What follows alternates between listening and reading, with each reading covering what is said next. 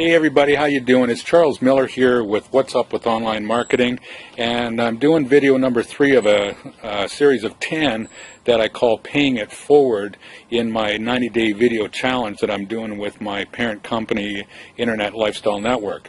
So this third video here is all based on what people have been asking me or commenting on in my discussions and conversations with them recently. And one of the things that has come up is a phrase or a word that people use on an everyday basis that I just want to make everybody aware of the fact that it may not be the right word to use. And this happens with a lot of different words that we use and how we speak to people. So the subject matter today is mostly about a mindset that you have to have in order not to be able to use these words all the time.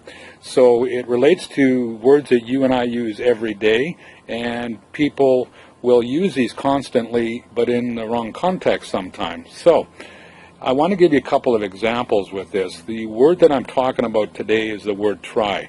My conversations have been such that people want to come and I want to come try your program, or what do I have to do to try it? And you know, it's just, I don't understand where people's minds are at when they ask it, can I try it? Because the word try, it denotes a negative connotation for me. It doesn't seem like it has goals attached to it. It lacks vision. Okay, it leads, for me anyways, it leads to complacency and sometimes failure in what I'm trying to do. There's the word try again.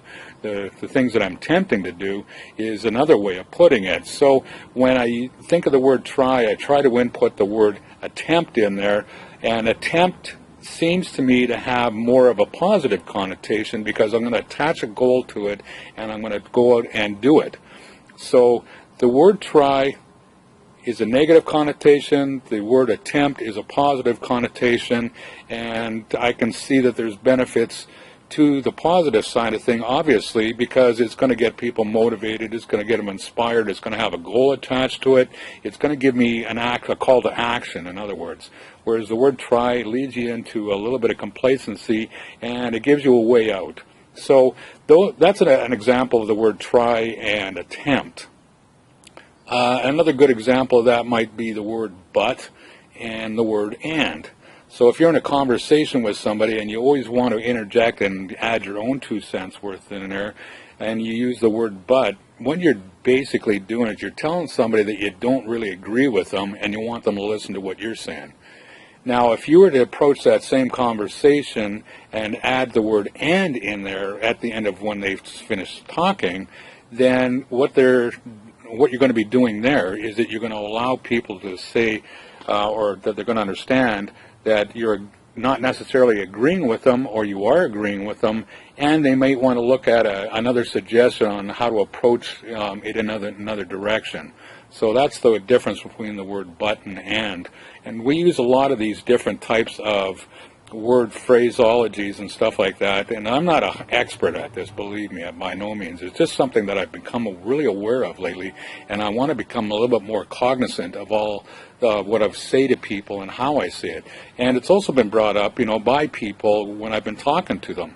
So I just want to be, like I said, more cognizant of the fact that I'm doing these things, and I would suggest and make that suggestion to you that you may want to do the same thing. Okay, think about what you're saying to people and the different words that you use, because they can make a big difference. One little word, 3 letters like the word try, and as opposed to the word attempt, can make a big difference in people. So go out and do these things and be more positive in your outlook and your conversations, and this whole thing will become a habit after a certain amount of time. We talk about habits taking 21 days to develop.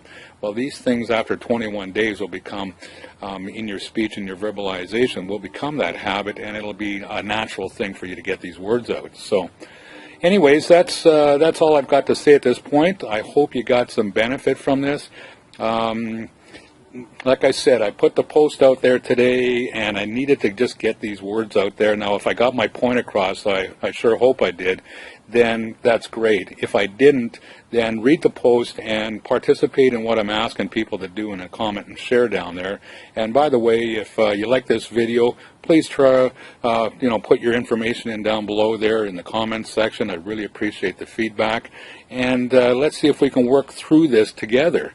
It's not about trying anymore, like the famous words of Yoda in Star Wars. Don't try, just do. Or you can take another example of that, the word try, from Bo Jackson in the Nike commercials back in the 80s and 90s there, where it was Nike, just do it. Okay? Not try, just do it. So with that being said, I'm going to sign off, and I hope you got some value from this, and we will all attempt to make our life better by how we speak to people. Okay? Great talking with you people. Thanks for letting me share this with you, and we'll talk to you soon. Have a great day, everyone.